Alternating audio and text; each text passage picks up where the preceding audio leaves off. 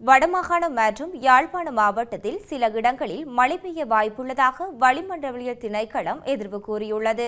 குறித்த விடயத்தை வளிமண்டலவியல் திணைக்களம் இன்று வெளியிட்டுள்ள அறிக்கையில் தெரிவிக்கப்பட்டுள்ளது. மேல் மற்றும் சப்ரகமு மாகாணங்களிலும் கண்டி, நுவரெலியா, காலி மற்றும் மாத்தறை மாவட்டங்களிலும் இன்று பல தடவைகள் மழை பெய்யக்கூடிய வாய்ப்பு உள்ளதாக இந்த திணைக்களம் வானிலை முன்னறிவிப்பில் தெரிவிக்கப்பட்டுள்ளது.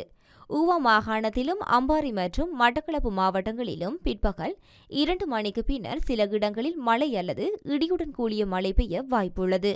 மத்திய மலைநாட்டின் மேற்கு சரிவுகள், வடமத்திய மற்றும் வடமேல் மாகாணங்கள், திருகோணமலை மற்றும் ஹம்பாந்தோட்டை மாவட்டங்களில் அவ்வப்போது மணிக்கு 40 தொடக்கம் 50 கிலோமீட்டர் வேகத்தில் பலத்த காற்று வீசக்கூடும். பலத்த காற்றினால் ஏற்படும் ஆபத்துக்களை குறைக்க தேவையான நடவடிக்கைகளை எடுக்குமாறு வளிமண்டலவியல் திணைக்களம் பொதுமக்களை அறிவுறுத்தியுள்ளது.